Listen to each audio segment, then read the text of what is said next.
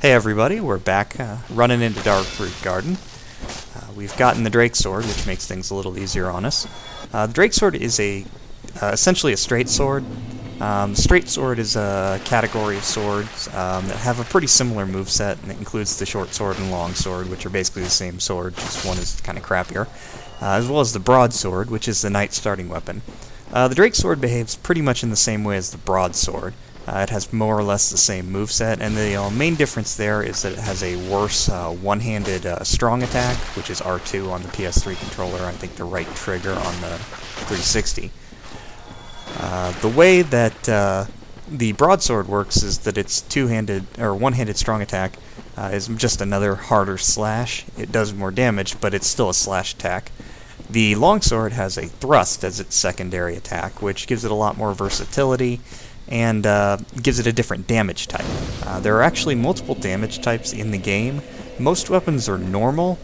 There's also slash, which is more common to curved swords and weapons that cause bleeding. Strike, which is basically blunt for clubs or that sort of thing. And thrust, which is used for spears and rapiers, as well as pretty much any attack that actually appears to be thrusting pretty much is. For most things, that difference is relatively minor. Most bosses, for example, have even defenses against all the damage types, so it really doesn't end up mattering that much. But it's nice to have that versatility, and if something happens to be resistant to normal damage, then the longsword has the option of thrusting, or vice versa. A weapon that only has one type of attack is kind of stuck with what it's got. Now we're sneaking into a secret area in Darkroot, which is actually overlooked a lot, but it's very important, not so much because of what's in here, although this is the only place in the game where those little weird manta ray frog things appear for some reason, but because of this tunnel which takes us to a ledge that overlooks the main part of the entrance to Darkroot Garden there, which has a ring that we really want. We could actually probably fight these statues and not have much of a problem with it, but we're going to ignore them for now. What we're here to pick up is the Wolf Ring. And now if we can get out of here, we can use it. As the description there said, the Wolf Ring boosts Poise. Poise is a pretty important stat, and in fact you can see there we just got knocked down by that strike, and that leads us into a good discussion of what Poise is and why it matters. Poise is a stat that certain types of armor have, although other types of armor don't have the Poise, like our starting set. Poise is basically a value that certain armor has that allows it to determine when and how often you are staggered. The basic idea of Poise is that heavier armor will allow you to take a hit and not go into a stagger animation and cancel your attack. Now I'm running out here to pick up a fairly popular armor set, the Elite Knight set. The Elite Knight set is popular in part because it has a good amount of poise, with no penalty to your stamina regeneration, which a lot of heavier armors do have. Both the Knight set, which is what the Knights start with, and the Elite Knight set, which is what I just picked up, have that property. They have a decent amount of poise, not a great amount, but it's more than nothing. And the reason why you like having a little poise is because very minor attacks, nearly every attack, will stagger you if you have 0 poise. So by equipping the Wolf Ring, we've gone from having essentially 0 poise to having 40, because that's how much poise the ring itself gives you. 40 is quite a lot. There are heavier armor sets that have far more poise than that, but it does stack with all your armor. So if you have more poise, having the Wolf Ring just means you have even more poise. The advantage of this is that now that we have 40 poise, little attacks won't immediately cancel our animation. And one of the advantages of poise is that you can actually swing through an enemy attack and deal damage to them, even if you take damage yourself. For people who use heavy armor, that's not a bad trade-off. The armor reduces the damage a decent amount, and then the poise lets you swing through it. It's pretty important, especially for heavier weapons, because you don't want your animation interrupted. You'd rather take damage and dish some out than take damage and not even be able to attack, especially if you end up getting stagger locked. Poise is an interesting mechanic because it works in an almost completely invisible way, but it behaves in a way that is actually pretty familiar.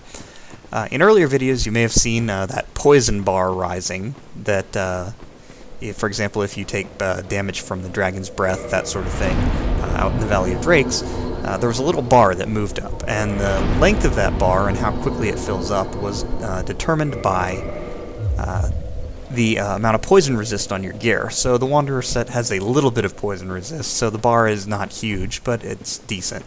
A set with a lot of poison resist would have a much longer bar, and it would take a while to fill up. If it doesn't fill up all the way, you don't get poisoned, and it'll eventually slowly drain out. The reason why this is relevant is because Poise actually works exactly the same way. It's essentially like a status effect. There's a bar, you just can't see it. When you get hit, your bar starts to fill, and the length of that bar is basically determined by the maximum poise that you have equipped. So for example, if you have a large heavy armor set and the wolf ring, then getting hit by even a pretty big attack won't fill your poise bar all the way. Now this is also why you get staggered after being hit multiple times, because your poise bar is actually filling up all the way, but over the course of multiple hits. Now as you can see, we still got staggered by that Crystal Golem's hit, even though we now have 40 poise.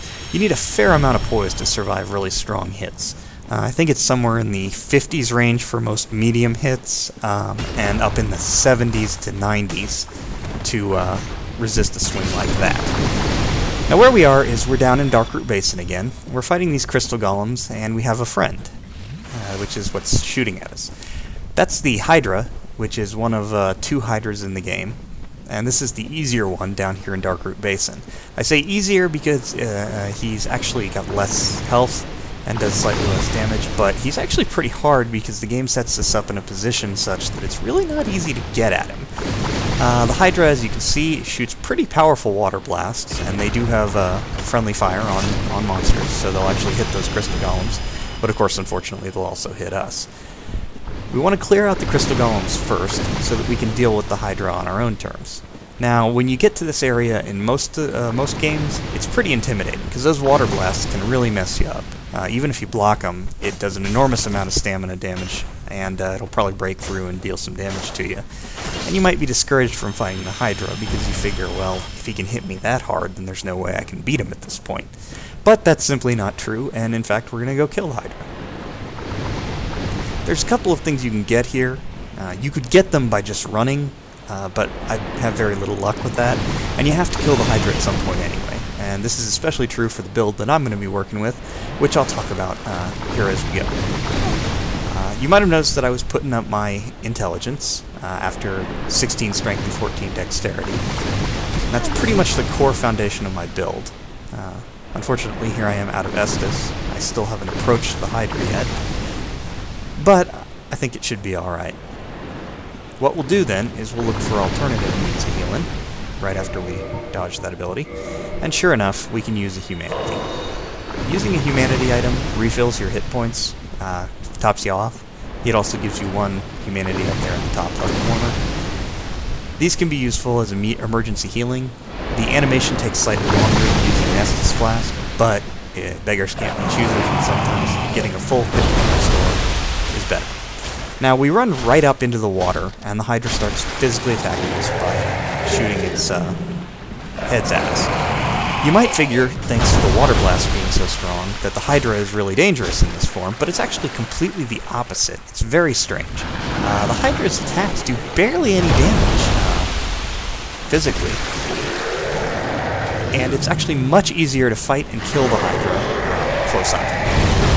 As you can see, doing some swings here, we've actually managed to cut off some of the Hydra's heads. This actually works very similar to cutting off tails on bosses that have tails and drop weapons through doing that. Basically, if you do a certain amount of damage to a Hydra's head, it will be cut off. That'll leave a bloody stump. And it also does do damage to the main body of the Hydra. The way it works is you can kill the Hydra in one of 2 ways. You can either kill all of its heads, which, if it's just in melee range, will do very predictable patterns here, and you can just keep attacking them. Or you can do a lot of damage to its body. Either way, if it runs out of hit points or if it loses all its heads, it will die. It's probably easier to just cut the heads off, and what I'm doing here is cutting and shooting them off, mainly because if I were to shoot the body with my low stats and kind of poor bow range, the amount of damage it does is very small. I could probably still do it. I think I have enough arrows to do it, but it's not really worth it compared to actually shooting it in the head. You do more damage to the heads anyway because they're closer, so ultimately it's probably better to just go ahead and go for that. But as you can see, I'm standing right on that corpse that had the Knight armor set, which is the starting armor set for the Knight. It's very similar to Elite Knight, same Poise, just slightly lower defenses and lower weight. By standing on this corpse, which is kind of like a marker, you are, once you've got these middle heads cut off that do their side swings at you, pretty much completely safe from the Hydra. You can see I'm just literally standing here, and I'm not blocking. It is not changing its attack pattern really. It has basically two head spread patterns, but neither one of them can hit me because the only heads that can do so have been cut off already. So this is pretty much the easiest way to deal with the Hydra. Just run right up to this corpse in the water, stand on it, block, cut off the heads that are near you, and once all heads stop being near you, you have a little bit easier time with it. You want to be careful though, because you can see that edge to the water there. That's where the water drops off and becomes deeper. That's instant death. We don't want to do that, because it would undo all of our efforts to actually kill the Hydra. We do, however, want to take some risks here to cut off some heads, speed things up. I say risks because if you leave the water line, the Hydra will probably resort to shooting water at you again. So you want to make sure you're back in the water once you change the Hydra's attack pattern. As you can see, he'll shoot at the shore, but he won't be able to hit us from here. We can also just wait, let the heads hit, shoot them. And so this process, while a bit slow, is not too bad. If you have a really strong weapon by the time you get to this Hydra, you can pretty much cut off its heads in 1 or 2 swings each. I'm using the Drake Sword, and it didn't even take more than 3 or 4. And if you have a better bow, that is one that's been actually upgraded with heavy arrows, you can probably just sit here and snipe the Hydra. Magic works too, but often it's out of range, and it doesn't target the heads properly often, so it's not really as worthwhile as just sniping the Hydra above. But we don't have much in the way of advanced gear, and it's mostly just stuff that we've either found lying around, or arrows that we've bought off merchants, none of which is altogether too difficult. The only problem is that being down in the water like this, it slows us down unless we have a particular ring, which we haven't gone yet. If we had that ring, we'd just be able to dash straight out of the water and chop the heads like that. It's still fine. And the Hydra's considerably neutered now with only one head. Even if he shot water at us, it probably wouldn't kill us, because what kills you is getting hit by multiple bolts of the water at once.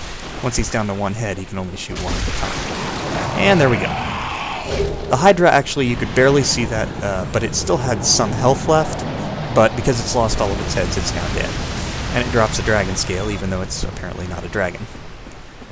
Normally, if you have the Drake Sword, you could use the dragon scale to upgrade it. All the weapons that come off tails or out of dragons use dragon scales to upgrade. Most of them don't have any stat scaling, but they're usually really strong in terms of base damage. The Drake Sword ranges from 200 physical damage to 300 physical damage, which gets surpassed by a mid-range strength or dexterity weapon, but it's not too bad. The only problem with it is that it doesn't scale. Well, it actually isn't the only problem with the Drake Sword, which we'll see in a bit, but it's not too bad. And if I weren't doing this particular build, I would probably be inclined to actually use this Drake scale, or this Dragon scale, to upgrade the Drake Sword to a +1. That would give it a little bit more punch, and it would make it remain viable throughout the game.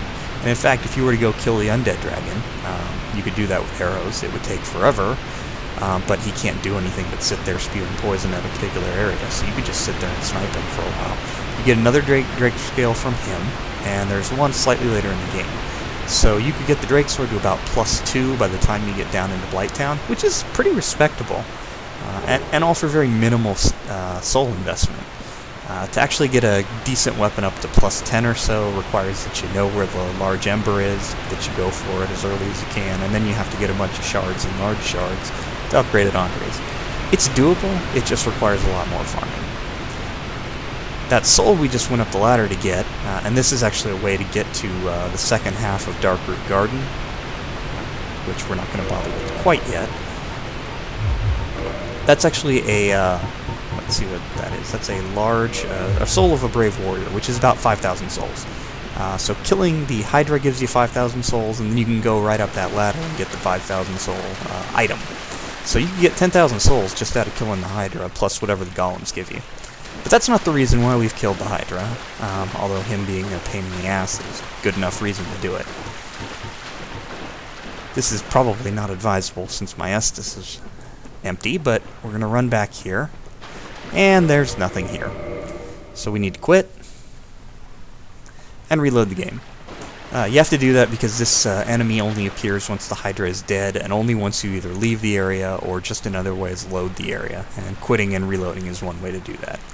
So you can see we're in knee-deep water here and walking very slowly. This is one of those instances where having the ring that lets you run normally in water would be pretty helpful, because this is a crystal golem, a gold crystal golem, and unlike the blue ones, it has considerably more health and does considerably more damage, and we're just not really in a position to fight it. It doesn't have that much hit points. As you can see, it's down to about a quarter to 1/3, but it's hitting us so hard, and it's not really giving us any opportunity to heal, simply because if we could run away, it would walk very slowly, and it would lumber around, and it would be fairly easy to do, but doing it like this, it's not too good. So I'm blowing a humanity here, even though it's probably a bad idea, and I'm just going to get pounded. This is really not a good way to deal with it. Even with the Drake Sword, this would be kind of nightmarish with starter gear as well. And I'm just going to get pounded. Sooner or later I will run out of healing stuff, and it's going to kill me. Now you could just leave this for now, but there is a reason I want to kill it. So I'm trying to actually accomplish that, but it's not working out the way I was expecting it to. I think I underestimated just how strong this thing actually is. And I'm also not using 100% physical block shield, so it's slowly chipping away at me. And there it goes. The good news is, I can come back and get it.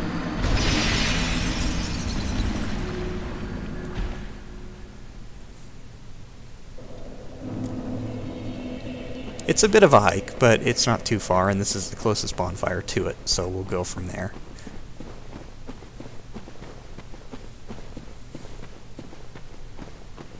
So to explain what the build is and why I'm doing all of this, what I'm doing is I'm getting strength to 16. I could probably leave it as low as 10 or 12, but there were a few weapons, such as the Drake Sword, that I wanted to show off to make things a little easier, rather than doing a bunch of off-screen shard farming.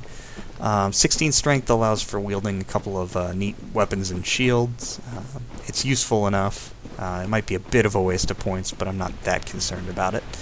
14 dexterity to start, that's the starting amount for the Wanderer, and it happens to be exactly the amount that I need to wield a particular weapon that I'd like to use. 14 dexterity is also enough to use all the katana type weapons, which is nice. Those are pretty good dexterity weapons to two-hand.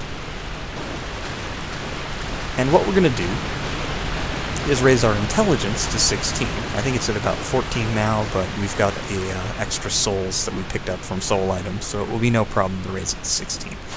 And the reason why we're bumping it to 16, even though I said this was going to be a sorcery build, and it will eventually be higher than that, is because 16 is the perfect amount to use a large number of things at pretty much the same competency as if we were at 29 or so intelligence. And I'll go into what that means once we actually get through this golem.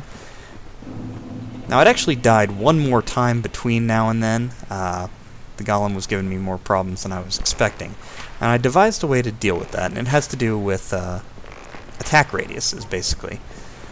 The golem, like a lot of creatures, will spot you, follow you, and attack you. You can see those crystal golems over there on the shore that I ran past. They've seemed to have ignored me. That's because there's certain boundaries in the game that enemies won't cross. That's mainly so that they can't be lured too far away. Some of them will pursue you a long way, like the Black Knights, but eventually they will stop and start turning around. You can actually see the gold golem doing that now. It's not because it's lost track of me, although it is possible for that sort of thing to happen.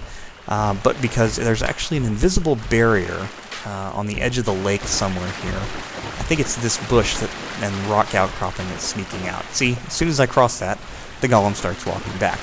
Now if I go past it and shoot the golem, then that gets its attention again. And then I go past the barrier, it backs off from me, I can get free shots in on it, and so forth. This is cheap, but it's something that you can do, and it's fairly effective for what it is. It's just that without using melee, you're going to be chipping away at this thing really slowly.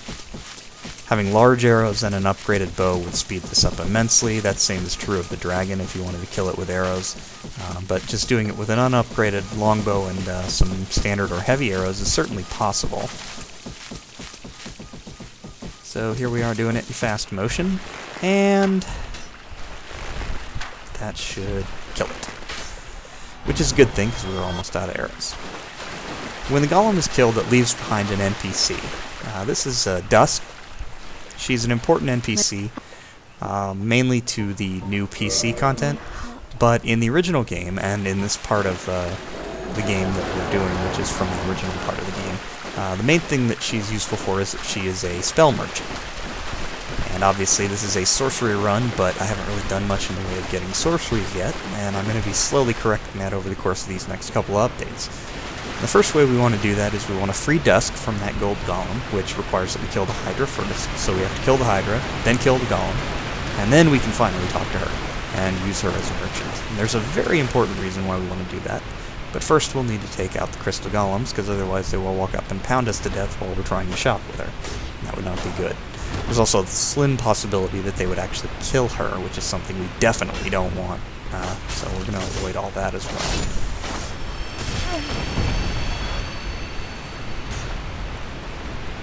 You also notice that when I was getting up, I got swung at, and it didn't do any damage. That's because invincibility frames do exist in Dark Souls. Getting knocked down is one instance where you're immune to a lot of things. There are still some attacks that can hit you on the ground. I think the Hydra's water bolts are one of those, which is part of the reason why it's so annoying. Rolls also have invincibility frames, but the faster the roll is, the better the invincibility frames are. The fast roll, which I think we're actually at medium roll right now, is a lot better for dodging. Not only does it take you further and come out quicker, you have slightly more invulnerability. So when people say they like to dodge, they mostly mean stand at a faster roll, because if they're at a slower roll, then you can actually get hit out of the roll. That's especially true of the fat roll, which is when you're over, I think, 50 to 75%. You do kind of a clunky roll that doesn't really help you in any way and doesn't take you very far. The faster roll, which I can actually probably get down to if I lower my equipment burden a bit, is a lot better. Now with most of the golems cleared out, we'll talk to Dusk. You have to use her summon sign over here by the rock. Its position can change. It can also be down near that tree on the water line or behind the rock, and I'm not sure why that is. Once you've talked to her, you can buy her sorceries, which are mostly Ulasil sorceries, which in the game's lore, they're kind of like utility sorceries. They don't do much damage, or any at all. The spell I bought was Light, which is, as the name suggests, just a spell that creates a large light. Makes the game a little brighter. The other thing I bought was a catalyst. It's called the Ulasil Ivory Catalyst, and this is the reason why my intelligence is being raised to 16. The Ulasil Ivory Catalyst is a special catalyst that doesn't scale with your stats. What that means is it provides a constant amount of magic adjust, which is basically a stat that determines how strong your sorcery is, but it doesn't scale up with our intellect. So we can use any spell that we have the intelligence requirements to meet, and at 16 that's most of the spells in the game. Not the really good ones, not the ones I really want, but those can be gotten later. What it does do is allow us to use most of the mainline spells, like the various soul arrow spells and the utility spells, exactly as if we were roughly using the regular catalyst at about 29 intelligence. If that sounds kind of broken, that's because it pretty much is. The talismans and catalysts that don't scale with magic are extremely strong for what they are, at very low levels of intelligence. You have to get nearly up to 40 in those stats before they start being better. In the case of magic, 32 is the magic number, and that's what we're going to be eventually going for at the very least. But there's no reason to put those 16 points from intellect into what we're doing until we're ready to use it. So 16 will work for now, and then what we're going to do is start by getting in some more endurance for more stamina. We will eventually go back to the high intelligence, but that'll be later. At the moment, we don't really have any access to the spells that would require us to have really high intelligence, and we won't for much, much longer. It is possible to rush them in some way, and we will be rushing them to the extent that we're able to, but it's not quite as easy as that, and it requires a lot of story progression to get some of those spells. Pretty soon we'll be getting some really more powerful spells from the other sorcery instructor, whom we'll have to rescue. First, though, there's something I wanted to do to prepare myself for the first boss that we're actually going to be fighting and killing, and I won't reveal at the moment just who that is yet, but it's probably not who you expect, but on the other hand it might be, and there's a reason why. although nothing's stopping us from killing one of a number of bosses right now. We could kill the Taurus Demon, we could kill the Capra Demon, we could kill the Butterfly, we could even go kill Sif, the Wolf. Most of those bosses are available already. We can also go down to Blighttown, kill Quelaag. There's a number of choices, but for now, we're going to go try and attack Havel. And I say try and attack because I'm not doing as well against him as I was expecting to. I'm still having trouble with him. But what we're doing is fighting Havel. Havel's got his ring, which largely increases our equip burden, which is important because we have very low stamina right now. We can't wear much heavy armor.